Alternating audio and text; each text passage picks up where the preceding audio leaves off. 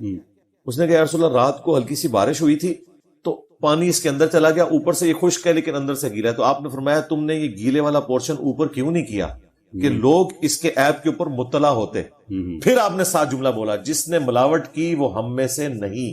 اچھا آپ دیکھیں یہ اتنا بڑا سبق تھا جو اوائل اسلام میں مسلمانوں نے لیا۔ دنیا میں سب سے بڑا اسلامک کنٹری آبادی کے لحاظ سے انڈونیشیا ہے، اب پاکستان کی آبادی ان کو کراس کر گئی ہے، کچھ عرصہ پہلے تک سب سے بڑا ملک انڈونیشیا، پھر اس کے ساتھ ملیشیا۔ یہ دو ملک ایسے ہیں جن کے بارے میں نان مسلم بھی مانتے ہیں یہاں کوئی مسلمانوں کی آرمی نہیں گئی، یہ ہندوؤں کے ملک تھے، چند مسلمان تاجر گئے، جب وہ سودا بیچتے تھے سودے کا عیب بھی بتاتے تھے، وہاں کے لوگ پریشان ہو گئے کہ یہ کون لوگ ہیں، تو انہوں نے بتایا کہ ہمارے دین کی اوبلیگیشن ہے کہ ہمارا رزق حلال نہیں ہوگا تو ہماری عبادت بھی قبول نہیں ہوگی اور سب کچھ برباد ہو جائے گا، اس لیے یہ ہمارے لیے سینسٹیو ایریا ہے کہ ہم اپنے چیز کا عیب تمہیں بتائیں۔ وہ اتنے امپریس ہوئے کہ وہ پورے ملک آپ کو مسلمان نظر آ رہے ہیں، اور دنیا میں نمبر 1 پریکٹسنگ مسلمان اگر کسی ملک میں ہے نا تو انڈونیشیا اور ملیشیا کے مسلمان ہیں۔ 80% سے زیادہ لوگ 5 وقت کی نماز پڑھتے ہیں، جمعہ پڑھنے والے تو آلموسٹ 100% ہے۔ تصور ہی نہیں، جو لوگ وہاں رہ کے ہیں ان سے پوچھیں، وہ بتائیں گے کہ فجر کی نماز کے بعد بھی لوگ اس طرح مسجد سے نکل رہے ہوتے ہیں جس طرح ہمارے جمعوں کا رش ہوتا ہے۔ تو وہاں پہ اسلام اسی تجارت کی برکت سے پہنچا۔ تو یہ ہماری ذمہ داری ہے، ہم لوگوں کو رزق حلال کے حوالے سے بتائیں کہ ہم یہ کسی کے ساتھ زیادتی کر رہے ہیں، کسی کے ساتھ کھیل رہے ہیں، لیکن یہ حقیقت بات ہے کہ جو مسجد کا پلیٹ فارم ہے وہ خود بھی تو رزق حلال کا اہتمام نہیں کر رہا نا، تو وہ وہاں سے آواز کیسے بلند کرے؟ لوگ پوچھ سکتے ہیں۔ دیکھیں ویسے تو آپ کو یہ بتاتے ہیں کہ حضرت عمر سے کسی نے بھرے مجمع میں پوچھ لیا کہ یہ آپ نے لباس کیسے سلوایا، ہم آپ کا خطبہ اس وقت تک نہیں سنیں گے، حضرت سلمان فارسی کھڑے ہوئے، تو انہوں نے بتایا کہ میرا بیٹا عبداللہ اس کا جواب دے گا۔ پھر انہوں نے بتایا کہ 2 چادریں جو ہے وہ ان کو ملا کے یہ لباس بنایا گیا ہے، میں نے اپنے حصے کی چادر اپنے والد کو دی تھی۔ پھر حضرت سلمان فارسی نے کہا کہ اب ہم آپ کی تقریر بھی سنیں گے، آپ کی اطاعت بھی قبول کریں گے۔ کریڈیبلٹی لیڈر کی ہونی چاہیے، اور یہ لیڈر کا کام ہے کہ وہ اپنی کریڈیبلٹی پیدا کرے۔ بخاری مسلم میں حدیث ہے، رات کے اندھیرے میں نبی الاسلام اپنی بیوی کو اعتکاف کی حالت میں تھے، گھر چھوڑنے کے لیے جا رہے تھے، راستے میں انصاری اصحاب تھے، انہوں نے حضور کو دیکھا ایک عورت کے ساتھ، سٹریٹ لائٹ بخاری مسلم میں، من رغب عن سنتی فلیس منی، جس نے میری سنت سے اعراض کیا وہ ہم سے نہیں۔ یہ عرب کا ایک محاورہ تھا، بولا جاتا تھا کہ میں اسے اعلان برات کرتا ہوں۔ دوسری طرف یہی امت رسول اللہ کی شفاعت کی امیدوار ہے۔ جب نبی علیہ السلام دنیا میں بتا کے جا رہے ہیں کہ جس نے یہ کام کیا وہ مجھ سے نہیں ہے، تو کس منہ سے قیامت والے دن نبی علیہ السلام سے شفاعت کی یہ ریکویسٹ کریں گے؟ ایسے لوگوں کی تو شکایت ہی لگے گی نا۔ بخاری مسلم میں حدیث ہے، دیکھو میں نے اللہ کا پیغام تم تک پہنچا دیا کہ تم نے مال غنیمت میں خرد بد نہیں کرنی، زکوٰۃ ادا کرنی ہے، اپنے جانوروں کی بھی زکوٰۃ ادا کرنی ہے۔ ایسا نہ ہو کہ کسی کی گردن پہ قیامت کے دن اس کا اونٹ سوار ہو جس کی اس نے زکوٰۃ نہیں دی، جو ایک تھریشولڈ پوائنٹ کو 5 اونٹ جب ہو جائے تو اس پہ زکوٰۃ ہے، اور وہ چیخ کے مجھے کہہ رہا ہو کہ اغثنی یا رسول اللہ، یا رسول اللہ میری مدد کرے، میں نے تمہارے کچھ کام نہیں آنا، میں نے دنیا میں بتا دیا تھا۔ پھر کہیں ایسا نہ ہو کہ کسی پہ اس کی گائے سوار ہو، بکری سوار ہو جس کی زکوٰۃ اس نے دنیا میں نہیں دی، میں نے دنیا میں تمہیں بتا دیا تھا، اب اللہ کے حضور میں تمہارے کچھ کام نہیں آؤں گا۔ نبی علیہ السلام یعنی بڑے اسٹریٹ فارورڈ تھے، انہوں نے یہ چیزیں کھول کھول کر بیان کی ہیں۔ امت کو یہ جو کہانی کسی نے پڑھا دی ہے نا کہ آپ جو مرضی کریں، جو کچھ بھی ہے تیرے محبوب کی امت سے ہے، محبوب نے تو شکایت لگانی ہے۔ سورہ الفرقان کی آیت نمبر 30 ہے، وقال الرسول یا ربی ان قوم اتخذوا هذا القرآن مہجورا۔ قیامت کے دن رسول اللہ شکایت کریں گے کہ اے اللہ میری قوم نے قرآن کو پیٹھ کے پیچھے ڈال دیا تھا۔ قرآن کو پیٹھ کے پیچھے ڈالنے کا مطلب یہ ہے کہ قرآن کی تعلیمات کو چھوڑ دیا تھا۔ قرآن کی تعلیمات حقوق اللہ بھی ہیں، حقوق العباد بھی ہیں، دونوں کو پیرلل میں لے کے چلنا ہے۔ یہ ٹوٹل پیکج ہے، یہ نہیں ہے کہ آپ نے نمازوں کے خدا کو مان لی۔ قرآن میں ہے کہ بے شک نماز بے حیائی اور برے کاموں سے روکتی ہے، گھڑی بھی پہنتے ہیں اور اس طرح رزق حرام بھی ان کا اسی طریقے سے چل رہا ہے۔ تو بیسیکلی مذہبی پلیٹ فارم سے آواز بلند ہونی چاہیے تھی۔ یہاں پہ ان کا حال یہ ہے کہ کوئی بھی شخص چندہ لے کر آتا ہے، آج تک کسی عالم نے نہیں پوچھا کہ تیری کمائی حلال ہے یا حرام ہے۔ دیکھیں، حالانکہ انہیں نظر آ رہا ہوتا ہے اتنی بڑی رقم دینے کے لیے آیا ہے، تو پھر ایسے لوگ کس طرح رزق حلال کی کسی کو ترغیب دلا سکتے ہیں؟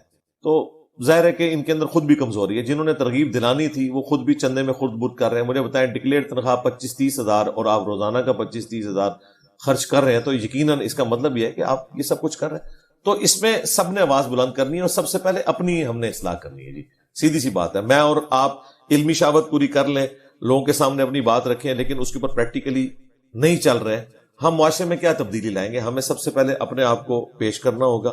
ایک گھر کی صفائی ہوگی, دوسرے گھر کی صفائی ہوگی. وہ جو ایک انگریز نے کہا تھا نا کہ ہر شخص اپنے گھر کے آگے صفائی کر دے نا تو صبح کے وقت پورا شہر صاف ہو جائے گا. یہ سب نے کام کرنا ہے, صرف لوگوں کو وصیت نہیں کرنی حق بات کی, بلکہ خود بھی اس گناہوں کا کفارہ نہیں بنے گی. لیکن نماز آپ نے پڑھنی ہے, وہ فرض آپ نے ادا کرنا ہے. اس کی وجہ ہے کہ وہ تو ایک ڈیوٹی ہے, وہ تو ہم نے یہ نہیں کہ وہ بھی پیرلل میں گناہ اپنے لیے کھڑے کر رہے ہیں. ایک بندہ جو ساری زندگی ایسے گزار دیتا ہے, اللہ نہ کرے جی ایسا نہیں ہو رہا ہے سر, مارا گیا جی, مارا ٹھیک گیا. ہے, تو مطلب وہ ایسے ہی گزار رہا ہے, اس کو دیکھ کے دوسرے لوگ بھی یہ پھر مائل ہوتے ہیں. میرا خیال ہے کسی کو ایسا کرنا نہیں چاہیے. دنیا میں تو ہم ایسا نہیں کرتے. نہیں, تھوڑا کسی ناکام انسان کو دیکھ کے انسان خود ناکام تھوڑا سا یہ سمجھا دیں کہ ایک آپ کے سامنے بندہ ایسی ساری زندگی وہ ملاوٹ بھی کرتا رہا ہے, نمازیں بھی 5 وقت کی پڑھتا رہا, تو وہ مر گیا, ٹھیک ہے, تو کیا سمجھتے ہیں کہ وہ اس کو سمجھایا بھی لوگوں نے, بتایا بھی لوگوں نے, دینی علماء بھی بتا رہے ہیں, لیکن وہ نہیں مان رہا بات کو. وہ کہتا ہے جی نماز اپنی جگہ تھے وہ کام اپنی جگہ, جی بس ہمارا کام صرف بتانا ہے. ہاں بالکل, اور اللہ کا ٹھیک ہے, لیکن وہ کیا سمجھتے ہیں کہ وہ, میں تو کہتا ہوں حلال رزق کے بغیر عبادت قبول نہیں ہے. دیکھیں اس کا معاملہ اللہ کے سپرد ہے, اللہ اس کا فیصلہ کرے گا. جو دنیا سے جا چکا, بخاری میں حدیث ہے, وہ اپنے انجام کو پہنچ گیا, تم اسے گالی مت دو, وہ اپنے انجام کو پہنچ چکا. ہم کسی کے دنیا سے جانے کے بعد اس کے لیے دعائے خیر کریں گے, اللہ اسے معاف کرے, لیکن عبرت کے طور پہ آپ اگلے واقعات بیان کریں گے. دیکھیں حضرت یوسف علیہ السلام کے بھائی جو ہیں وہ 2 پیغمبروں کے صحابہ ہیں, اتنا بڑا درجہ ہے, حضرت یعقوب اور حضرت یوسف علیہ السلام. اس کے باوجود اللہ تعالیٰ نے قرآن میں ان کی برائی کا ذکر کیا. آج تک برادران یوسف کی مثال دی جاتی ہے. کیوں؟ تاکہ عبرت حاصل کریں. وہ یقیناً ہم بتائیں گے کہ انہوں نے اپنے بھائی کے ساتھ کیا کیا. یہاں بھی ہم لوگوں کو بتانے کی کوشش کریں گے. باقی گن پوائنٹ کے اوپر تو ہم کسی کو اصلاح والا معاملہ نہیں کر سکتے. ہاں ہم اپنے بیوی بچوں کے اوپر زبردستی کریں گے. وہ بخاری مسلم میں حدیث ہے, تم میں سے ہر شخص نگہبان ہے, اس سے اس کی رعیت کے بارے میں پوچھا جائے گا. ایک مرد اپنی بیوی اور بچوں پر نگہبان ہے, ایک عورت اپنے خاوند کے مال اور اس کے بچوں کے اوپر نگہبان ہے, اس سے اس کے بارے میں پوچھا جائے گا. اور ایک حکمران اپنی رعایا کے اوپر نگہبان ہے, اس سے اس کے بارے میں پوچھا جائے گا. تو یہ ہم لوگوں کو ترغیب دلائیں گے. باقی اگر ہم یہ رونا صرف روتے رہیں گے نا کہ جی اصلاح ممکن نہیں ہے, ایسا نہیں ہے. ہمارا کام پیغام پہنچانا ہے تاکہ اللہ کے حضور ہم یہ کام کا فرمان. میں اس کے جواب میں لکھتا ہوں کہ جھوٹوں پہ اللہ کی لعنت, اللہ کے فرشتوں کی لعنت, تمام لعنت کرنے والوں کی لعنت. ٹھیک ہے, یہ قرآن حکیم میں اللہ تعالیٰ نے فرمایا لعنت اللہ علی الکاذبین. یہ ہمارا کام ہے. اکثر آپ دیکھیں گے کہ کوئی قول زری لکھا ہوگا, بات اچھی ہوگی, لیکن لکھا ہوگا نیچے حضرت علی کا قول, سیدنا علی کا وہ قول نہیں ہوگا. کوئی بھی اچھی بات آپ کسی صحابی کی طرف, اہل بیت میں سے کسی کی طرف منسوب کر کے, یا نعوذ باللہ رسول اللہ کی طرف منسوب کر کے بیان کریں, تو بخاری مسلم میں تو حدیث ہے جس نے میری طرف جھوٹی بات منسوب کی, چاہے وہ بات ٹھیک بھی ہے لیکن نبی علیہ السلام نے نہیں فرمائی, وہ اپنا مقام جہنم میں دیکھ لے. یہ بہت سینسٹیو مسئلہ ہے, یہ دین کا مسئلہ ہے. آپ قول زری کے طور پہ ضرور بیان کریں, لیکن خام خواہ ہر چیز کے نیچے حضرت علی نے فرمایا, ٹھیک ہے, حضرت ابوبکر نے فرمایا, انہوں نے فرمایا ہی نہیں ہوتا. تربوز کے اندر تھوڑا سا ایڈیٹنگ کر کے اللہ کا نام ایسے کٹا ہوا تربوز, اس طرح کی چیزیں, مطلب یہ کیا, یہ سارے جہنمیوں والے کام کر رہے ہیں, انہیں پتہ نہیں ہے. یہ سیم حرکتیں نا ہمارے پڑوسی ملک میں, وہ آپ نے دیکھا ایک ادرک کو انہوں نے کس طرح کاٹا ہوا ہے, وہ ہنومان کی طرح نظر آ رہا ہے. ٹھیک ہے نا جی, پھر ٹھیک ہے, پھر آپ یہ کرنا چاہیے. میں کہتا ہوں جی اوریجنلی بھی اگر کوئی چیز ہو جائے تب بھی آپ کا یہ کام نہیں ہے کہ آپ اس طرح کی چیزوں کو لے کے دین کی حقانیت کے طور پہ پیش کریں. یہ آپ دین کے نام کے اوپر جو ہے نا وہ اپنا سودا بیچ رہے ہیں, ویوز کے لیے بیچ رہے ہیں. اللہ سے ڈر جائیں. اس قسم کی حرکت کرنا اور یہ کہنا فلاں جگہ اللہ لکھا گیا, فلاں جگہ محمد لکھا گیا, مچھلی ہے آپ اس کی زیارت کریں, بعض اوقات نیچرلی ہو بھی جاتا ہے, لیکن وہ اللہ کے سوا بھی بہت کچھ لکھا جاتا ہے. کل کو وہ نکل آیا تو آپ اسے کیا جسٹیفائی کریں گے؟ خدا کا دین ان چیزوں کا محتاج نہیں ہے کہ آپ ان چیزوں کی بنیاد کے اوپر اپنے معاملات کو لے کے چلیں. یہ علم کے اوپر بنیاد رکھتا ہے. اسی لیے نبی علیہ السلام نے کبھی کوئی ایسی بات نہیں کی ہے. دیکھیں نبی علیہ السلام اپنے بعد کوئی زندہ معجزہ بھی چھوڑ کے جا سکتے تھے نا. آپ نے کتاب اللہ اور سنت کو چھوڑا اور کہا میرے اہل بیت کے ساتھ اس نے سلوک کرنا. آپ نے یہ بھی نہیں کہا کہ میرے بعد اسلام کے حق ہونے کی نشانی آب زمزم ہے, یہ بھی نہیں کہا, حالانکہ زندہ معجزہ ہے. لیکن نبی السلام کو پتا تھا کہ فزیکل فینومینا آف نیچر اللہ تعالیٰ نے ایک جاری کیا ہے. یہاں لوگوں نے کیا مشہور کیا جی, زمزم کا ایک قطرہ کسی پانی میں ڈال دیں وہ سارا زمزم بن جاتا ہے. جاپان کے ڈاکٹروں نے تحقیق کی, بالکل جھوٹ, جاپان کے ڈاکٹروں کو پتہ ہی نہیں ہے. اور ادھر یہ ہے کہ عرب ملکوں کے اخبارات میں آپ پڑھیں, سعودی عرب کی پوری ڈاکومنٹری رکھی ہے کہ زمزم کے پانی کی لائن میں گٹر کا پانی مکس ہوا, کتنے حاجی بیمار ہو گئے. اب انہوں نے باقاعدہ یہ رکھا ہوا ہے کہ مختلف جگہوں سے وہ اس کے سیمپلز لیتے ہیں, زمزم پی کے لوگ بیمار ہو رہے تھے. اب ان کی بات مان لیں تو گٹر کا پانی پاک ہو جانا چاہیے تھا زمزم ڈلتے ہی. خود زمزم ان کی وجہ سے بیماری والا پانی بن گیا. یہاں لوگوں نے پتہ نہیں کیا کچھ مشہور کر دیا جی بسم اللہ پڑھ کے آپ زہر پی لیں کچھ نہیں ہوگا. جی بھائی زہر چھوڑیں, آپ بسم اللہ پڑھ کے ساکٹ میں 2 انگلیاں دیں ننگے فرش کے اوپر, لگ پتہ جائے گا. اور یہ اسلام میں کہیں نہیں ہے کہ آپ نے اس طرح وظائف پڑھ کے ناگہانی آفتوں کو اپنی طرف بلانا ہے. وظائف ضرور ہیں, جس طرح مسلم شریف میں حدیث ہے جو پڑھتا ہے اعوذ بکلمات اللہ التامات من شر ما خلق, شام کو پڑھ لے اسے کوئی موذی جانور کا زہر اثر نہیں کرے گا.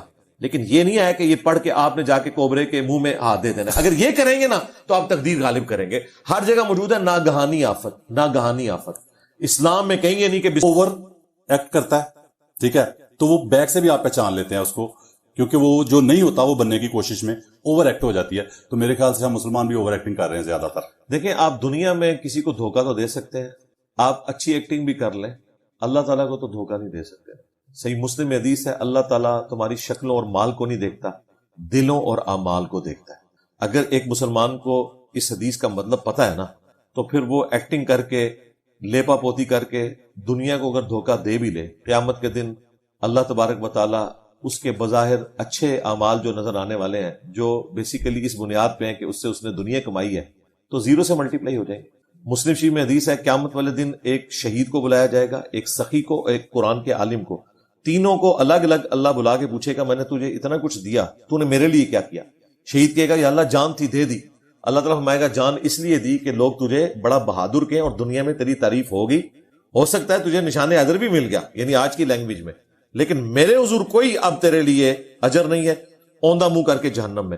سخی کو جب اللہ پوچھے گا کہے گا میں تو تیرے راہ میں مال خرچ کرتا تھا. اللہ تعالیٰ فرمائے گا تو نے مال اس لیے خرچ کیا کہ لوگ کہ بڑا سخی ہے, دنیا میں تیری تعریف ہوئی اور اوندھا منہ کر کے جہنم میں. پھر قرآن کے عالم کو اب بتائیں اس سے بڑی کون سی بات ہو سکتی؟ اللہ تعالیٰ فرمائے گا تو نے اس لیے یہ سب کچھ کیا کہ لوگ تجھے کہیں بڑا قاری ہے, دنیا میں تیری تعریف ہوئی, تیرے ناموں کے ساتھ بڑی دھومیں بھی لگی اشتہاروں پہ, لیکن میرے ہاں کوئی اجر نہیں ہے. پھر مسند احمد میں حدیث ہے جس نے دکھلاوے کے لیے نماز پڑھی اس نے شرک کیا. پڑھی نماز ہے, نماز سے بڑی کوئی توحید کا کام ہو سکتا ہے, لیکن شرک کیا. جس نے دکھلاوے کے لیے صدقہ کیا اس نے شرک کیا. نماز بھی شرک کا باعث بن گئی جی, اگر دکھلاوے کے لیے, صدقہ کیا دکھلاوے کے لیے شرک کیا, رمضان کا روزہ رکھا یا کوئی بھی روزہ رکھا دکھلاوے کے لیے تو شرک کیا. تو یہ بڑا سینسٹیو معاملہ ہے. اچھا سر, آپ نے وہ دیکھی ویڈیو ایک ٹرک کوک کا ٹرک لوٹا گیا جو؟ جی ہاں, ویڈیو دیکھی سر آپ نے؟ جی جی.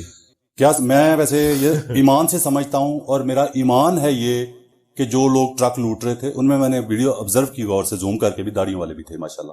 جی جی جی ایسا ہی ہے, ٹھیک ہے, نہیں ہوں گے. میرا ذاتی خیال یہ ہے کہ وہ جو ٹرک سارے لوٹ رہے تھے, اگر وہاں پہ وہ سوات والا جو قتل ہوا بندہ اگر وہ وہاں پہ ہوتا تو وہ ٹرک لوٹنے والے اس کے ساتھ وہی کرتے, میرا خیال ہے. جی جی دیکھیں وہ جو ٹرک لوٹنے والے ہیں نا, یہ وہ لوگ ہیں جو کہتے ہیں اسرائیل کی پروڈکٹس کا ہم نے بائیکاٹ کیا ہے, اور وہی پروڈکٹس جو ہیں وہ لوٹنے کے لیے بےتاب ہیں. یہ وہی چیز ہے کہ مسجد کی صف میں پہلی صف کے اندر نمازی کھڑے ہو کے امریکہ اور اسرائیل پہ قنوت نازلہ پڑھ رہے ہوتے ہیں, اور آخری صف میں کھڑے ہوئے نوجوان جو ہیں وہ گرین کارڈ کے لیے دعائیں کر رہے ہوتے ہیں. تو یہی چیز چل رہی ہے, سیدھی سی بات ہے, ایک تلخ حقیقت. اس کے بارے میں کوئی اپڈیٹ ہے سر آپ کو تھوڑا سا؟ کیا وہ سوات والا؟ ہاں جی, سوات والا یہ ہے کہ 22 لوگ ابھی تک پکڑے جا چکے ہیں. جس نے گولی چلائی تھی وہ بھی پکڑا جا چکا ہے, وہ جوڈیشل ہو چکا ہے, اور وہ ٹوٹلی ایک آپ سمجھ لیں پورے پلان کے ساتھ وہ سارے کا سارا معاملہ کیا گیا تھا. اور وہ آپ کو پتا ہے جو ایک پورے ملک کے اندر اس طرح کا معاملہ بنا ہوا ہے, بیسیکلی کوئی توہین مذہب رپورٹ نہیں ہوئی. اس میں سب سے پہلے ان کو گرفتار نہیں ہونا چاہیے تھا جن لوگوں نے وہ ہوٹل کے کمروں میں شور مچایا؟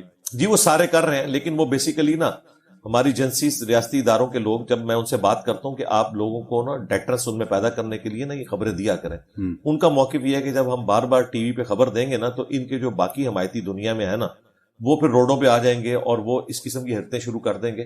آپ کو پتا جڑا والا جو انسیڈنٹ ہوا تھا چرچز والا, سینکڑوں لوگ اس میں پکڑے ہوئے ہیں, وہ جان نہیں چھوٹ رہی. سرگودا میں جو کچھ ہوا پکڑے ہوئے ہیں, لیکن وہ اس چیز کا راگ اس طرح الاپتے نہیں ہے. میں نے کہا تھا کہ ان کو سزائیں دے کے نا دکھایا کرے لوگوں کو تاکہ باقی لوگوں کے لیے عبرت ہو.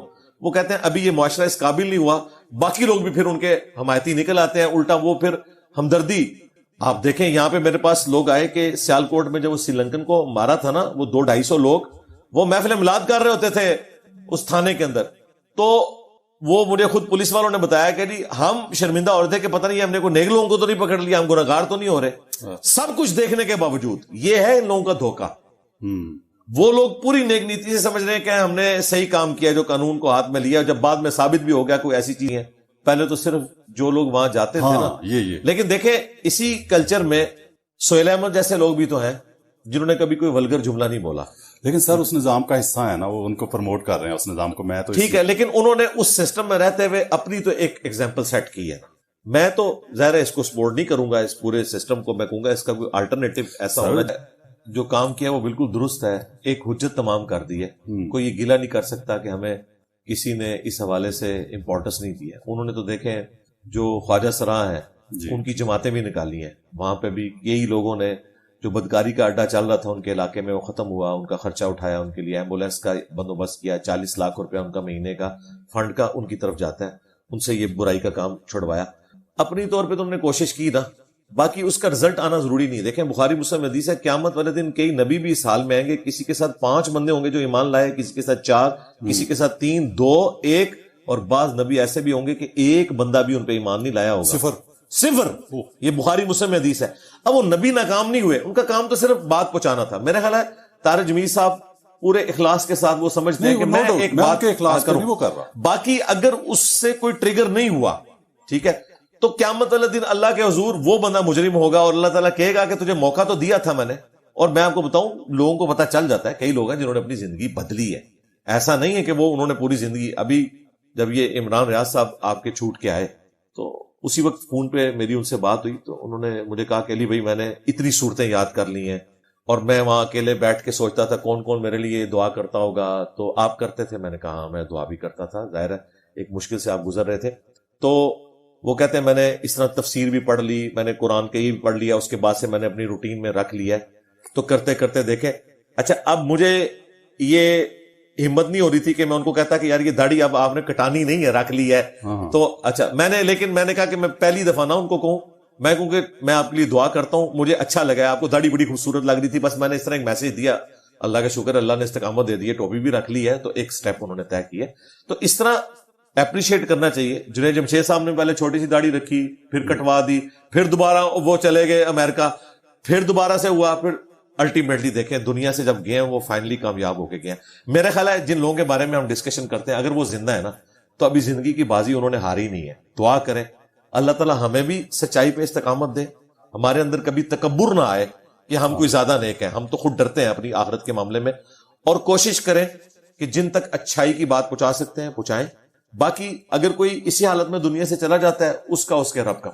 अच्छा सर, आखिर में हम बात करेंगे जहां से हमने स्टार्ट लिया था कि वो इकरारुल हसन साहब ने आजकल जो वो मुझे लोगों ने बताया भी है कि तुम्हारा जो 2-3 साल पुराना शो था ना, मैंने गेटअप किया था ना उसी तरह पीर का, वो गेटअप करके भी किया था मैंने शो जो, ठीक है, तो उसी को देख के उन्होंने किया है। तो इकरार साहब ने ये मुद्दा उठाया कि मैं नून लीग, पीपल्स पार्टी सब इस हमाम में नंगे हैं, उसके बाद जाके बैठते हैं। तो उनको ये भी था कि बैकलैश क्या आएगा। फिर भी मैं कहता हूं जितनी उन्होंने हिम्मत दिखाई है, नो डाउट, हाँ वो उन्हें सलाम है, इसमें कोई शक नहीं है। और आपको भी उनके साथ हम आवाज इस हवाले से होना चाहिए। मैंने भी उनको अप्रिशिएट किया, वीडियो में भी, फोन पे भी मेरी बात हुई। मैंने कुछ इंस्ट्रक्शन भी दी कि आप कानून को हाथ में ना लें। जो आप कहते हैं मैं दफा 144 के बावजूद वहां पहुंच जाऊंगा, मैंने कहा ये कानून कहीं भी नहीं मेरा टूटना चाहिए। इख्तिलाफ था उनसे। जी जी, वो समझ जाएंगे। हाँ जी, इसलिए यहां पे जो मर्जी लिखे, आप देखें एक ही वाकया है कि जी पुल बचा लिया, वो आपको हजरत अली अजमेरी साहब के बारे में मिलेगा।